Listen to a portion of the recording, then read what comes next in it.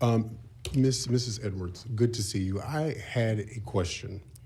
How long has the 18th congressional district been without representation?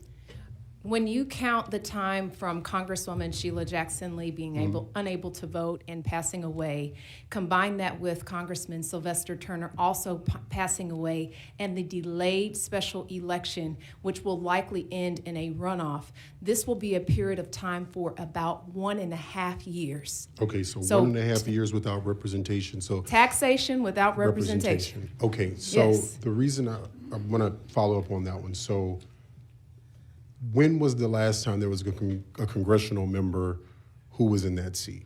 March 5th is the date of Sylvester Turner's passing. March 5th. Okay, so since March 5th, that seat has been without representation, and the governor called an election, and that's going to be a special election. And when is that? November 4th, 2025. Of this year? Of this year. Okay. The special election could have been called as early as May of 2025 per our statutes. Do you know when redistricting was put on our call? In terms of when the... Recently? Yes, just so recently. So like in a matter of 2 weeks, it was... Yes. It was issued out, and then we're having hearings on it.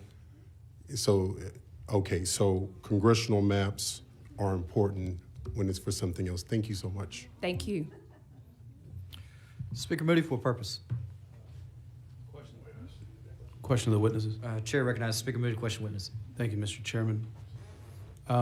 Ms. Edwards, first of all, I want to thank you for lifting up some very important names, including someone that many of us served with in Sylvester Turner, and still kind of reeling from the loss of his leadership. But you lifted up a lot of names that have been strong voices for a community that you're a part of. You said you reside in Congressional District 18, is that right? Born and raised. In echoing Representative Manuel's comments, there's been no voice. After all the strong voices you listed, there's been silence in terms of representation for the people that reside in that district. And by the time we get to a runoff, like you said, likely a runoff, right? There's various people that are running.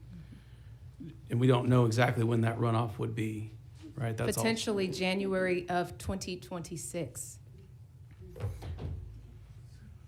And in the middle of that, we have a DOJ letter in front of us listing this district as one that should be dismantled. So after being silenced for over 1.5 years, the next step could be to remove a voice altogether. Permanent. Tell me, a reconfiguration of this district, how would it dilute the voice? How would it dilute the voting strength of the people that you live with, that you were born and raised with? How would it dilute that voice and strength to elect a candidate of their choice? You know, we have so many people, a strong legacy of former servant leaders who've served this seat. And we also have such rich treasures like our universities. Texas Southern University, one of our historically black colleges and universities, right in the heart of the 18th Congressional District. The University of Houston, downtown, 5th Ward, Acres Homes, East End. I can go on and on about the rich communities and historic nature of the 18th Congressional District.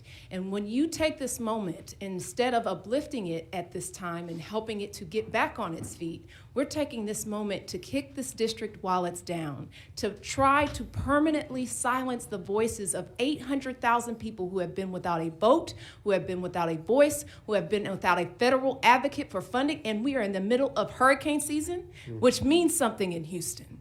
So to do that now, to do that in a time in which we need to find ways in which we're uplifting and providing more resources and support is egregious.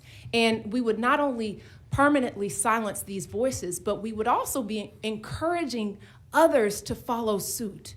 And I live in a city, Houston, where 142 languages are spoken. We celebrate diversity. We celebrate inclusion. We celebrate equitable outcomes. We want people to have the opportunity to thrive every day, not just to get by. And with your policies, with your leadership, you are able to connect those dots. Connect the dots when it comes to healthcare. Connect the dots when it comes to economic opportunity. Do you know what has happened in the 18-month period where the 18th Congressional District will have had no representation? We had something passed called the Big Beautiful Bill, as was touted by Trump. And do you know what it did? It cut $900 billion in Medicaid funding, $300 billion in SNAP benefits, and it told people who were seeking graduate school loans that they had to be capped as well. That was cutting off opportunity for people. And do you know when it first passed out of the House of Representatives, it only passed by a margin of 1 vote. Had I been in the seat at that time, had we called a special election by that time, we could have been the vote to block the big, beautiful bill that is causing such devastation across America. So, and Ms. Edwards, I appreciate you laying that out for everybody because I think it's important to know that. And as someone from El Paso, I know the neighborhoods you just mentioned. Why do I know them? Because of the people that represent that area. That's right. They made sure I knew what they were. Yes, they did. They did. And what you just described is healthcare being stolen, food being stolen out of the mouths of hungry kids, and now an attempt to steal your voice. 100%. And I think that's shameful. Thank you for being here. Thank you.